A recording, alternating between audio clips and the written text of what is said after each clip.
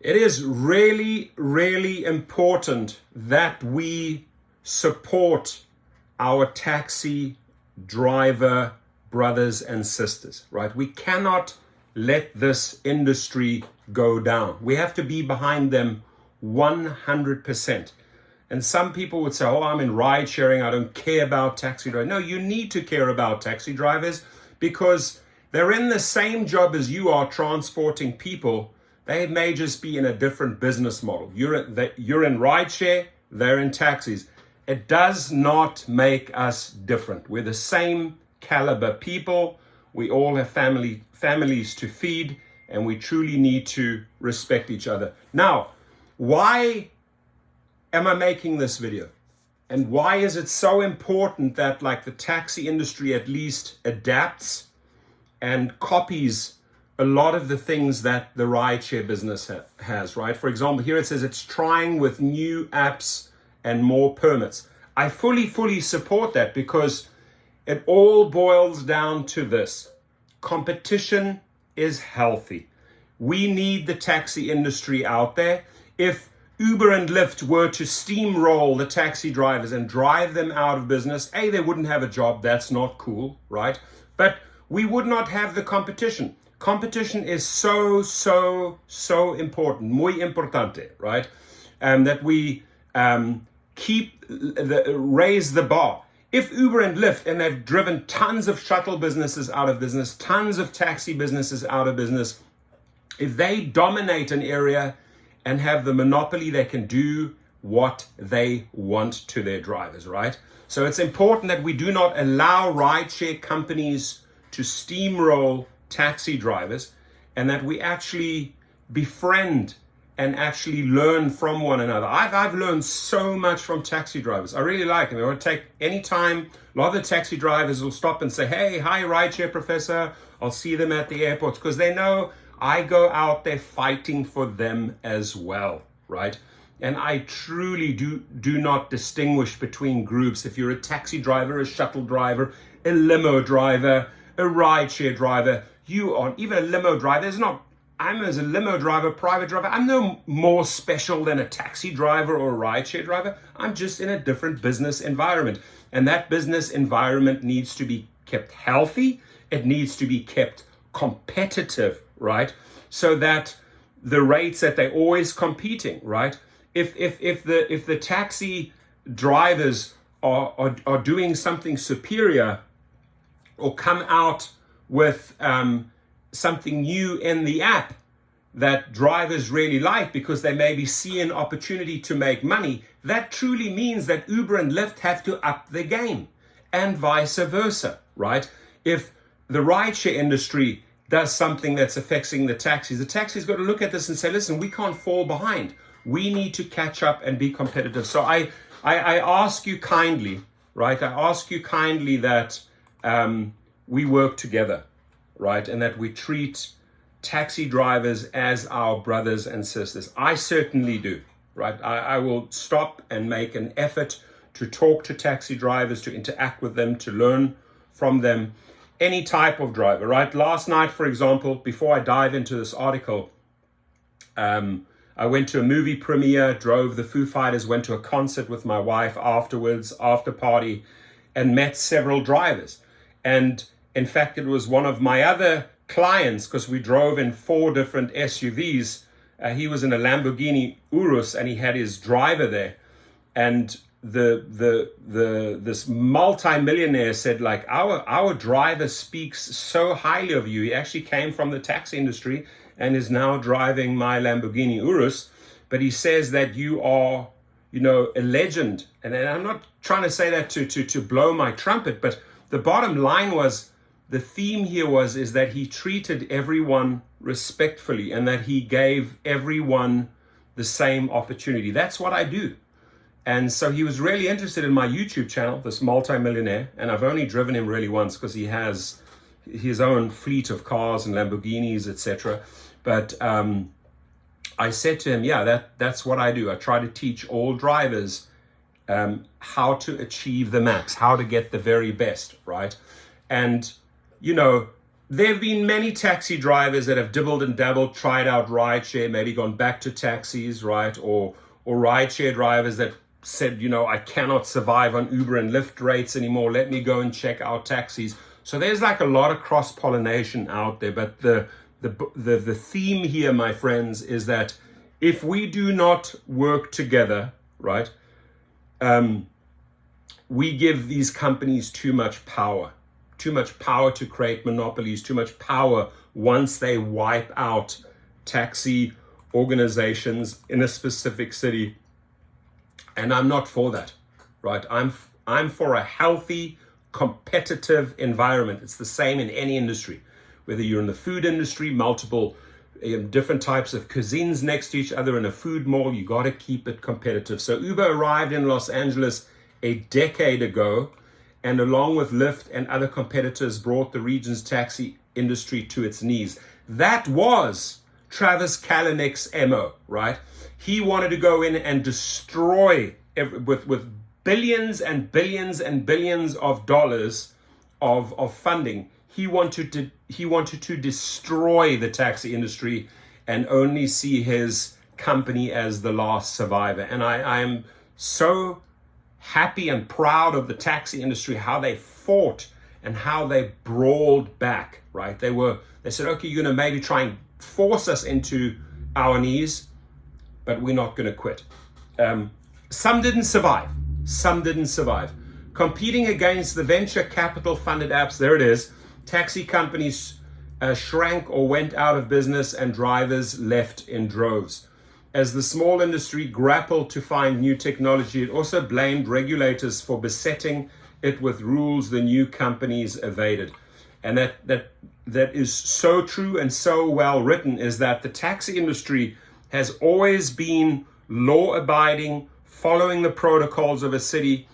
Uber and Lyft under Travis Kalanick and Logan Green and John Zimmer, like, screw this. Those rules, those laws that are in place per city don't apply to us. And this degree of arrogance actually caused a lot of friction between taxi drivers and rideshare drivers. Remember and understand that was caused by the executives. You really have nothing to do with that, right? But it sort of played out on the street that it became this battle between taxi drivers and rideshare drivers. And it shouldn't be like that, right? On Tuesday, the Los Angeles Council threw the taxi industry a lifeline. Glad to hear the council unanimously approved an ordinance that overhauls the city-regulated franchise system and gives approved ride-hailing applications access to traffic and other city data intended to make dispatching riders more efficient. That's good news. That's good news and well-deserved news for the taxi industry. This is designed to basically make the taxi companies competitive. There it is. And I haven't even read this article, right? I sort of just felt like once I saw the headline, I know where they're going with the story. In the modern world, said Eric Spiegelman, president of the city's taxi commission, to the regular Angelino, I hope they are going to see taxis as something integral into how they get around town in a way that Uber and Lyft were for the last couple of years. And that's not just for Angelinos, that's for it's for Houstonians, it's for any city out there, right? Taxis have to learn how to adapt, push back, be stronger, be more competitive, and remain around. We need taxi drivers, my friends, in addition to digital, and so do the clients, right? Because if a ride arrives at LAX, and I've seen this countless times, and there's no Uber and Lyfts around, and they're not prepared to pay those supersonic rates, where do they go? They take a taxi. So it is important even to the riders that they have options, right? Competition is important. In addition to digital upgrades, the overall allowed for cosmetic changes. Taxis will no longer have to be painted bright yellow. Wow, that's interesting. Or other colors, and won't be required to be plastered with signage. Instead, the vehicles will bear a decal. Very cool. The city will no longer cap the number of, and this, this really helps a taxi driver. Think about that, right? Because you can bring any car onto the Uber and Lyft platform. You have a 2008 Toyota Corolla, doesn't matter what color you're driving. So for a taxi driver, Do I have to go out and buy a Prius and have it painted neon green so I can just can you imagine all the extra costs for the signage, for making it bright orange or yellow? Because Priuses don't come out in those standard colors, for sure, right? They don't. So to spend all this additional money, think about that. The decal, the coloring, maybe a paint job. So no, make it easy for taxi drivers. If they have pink, yellow, or green, or a white car or a black car, great. Taxi label on it, keep their costs down, make it more accessible, lower costs, get in there and be competitive. I am all for that. I am all for these type of changes. I'm all in, right? And again, the taxi industry knows me in LA, and hopefully around the nation. If there's something close to your heart and you want to get out there, if there's presidents of taxi organizations here, you have a platform. Come and talk to me, right? If you need to get some important information out. The city, or for marketing purposes, if you have a big new announcement and you're launching a taxi company in a city, come and talk to me. I will be the first person to support you and roll out the carpet for you. The city also will no longer cap the number of authorized cabs receiving a 10-year permit to operate. Fantastic. Until now, the industry has been limited to 2,364 permits. Los Angeles, that's fantastic. So they're not restricting the ticket. They say, go, free competition, go out there. There are a gazillion rideshare drivers, and we are not going to restrict your permits. Open end, go for it. So super, super smart moves. Los Angeles, obviously, Dara Khosrowshahi and Logan Green and that executive trash up there, they're not happy about this, trust me. So Los Angeles officials will monitor how well the system is working, analyzing driver wages, fleet size, wait times, and ride frequency every time the permits increase by 5,000. So every time you hit the 10,000 mark, the 15,000 mark, this is good news for taxi drivers. This is going to make it very easy and accessible, even for rideshare drivers, to switch over to taxis. You don't have to go out and get yourself this branded bright green with massive phone number on the side. No, the transition is made easy for you, right? So riders will now be able to access taxis on cell phone apps. Fantastic, good news. Similar to Uber and Lyft that provide fair amounts up front. Thank you. They understand at least we need these fares up front. Uber and Lyft come along and say, oh, we're going to do upfront fares, but only in selected cities. The platforms are run by companies such as Curb and Flywheel. Come talk to me, Curb and Flywheel, with certain data collected from the Los Angeles Department of Transportation. City officials say the sharing of data will allow them to better analyze rider demands and fares. Very true. But the arrangement has rankled privacy advocates who are concerned that riders' information could be shared. A case brought by the ACLU of Southern California to stop the use of the software is on appeal at the U.S. Ninth Circuit Court of Appeals. And who knows, Uber and Lyft might be behind that, right? After the court ruled in the city's favor.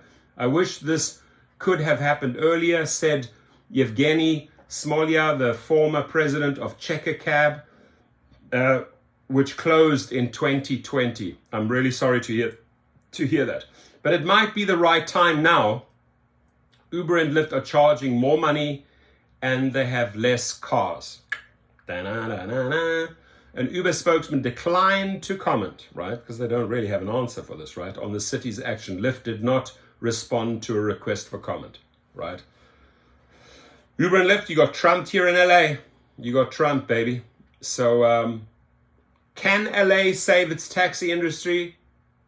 The answer, my friends, is yes, it can. If we work together, if we support each other, if we allow the city to pass on a lot of those privileges, right, that rideshare drivers have, or that Travis just took for himself, right, or created. So it's very important, it's got to be an equal playing field. Taxi drivers, hit me up, like and subscribe. You have a fighter in your corner, and I want rideshare drivers to also give their feedback and let me know if I'm off the mark on this one, or if rideshare drivers really believe that this is a healthy move for a city like LA. And hopefully every other city adopts this formula. This is everything I've read here, all the changes are forward thinking. It will create, as a businessman, I'd say it would create a very healthy, competitive price where the competition can only make things better. Dominating and operating and monopolizing a city is dangerous, right? Is way too dangerous and gives these companies way too much control. So please, other cities, learn from this, implement these type of changes, up the amount of taxis. Don't force them to paint their cars bright yellow or bright green. Allow any type of car to, get on the road, and let's see how this plays out in the next 365 days. Rideshare drivers, taxi drivers, shuttle drivers, bus drivers, limo drivers, chauffeur drivers, whoever you are, be safe out there. Thank you.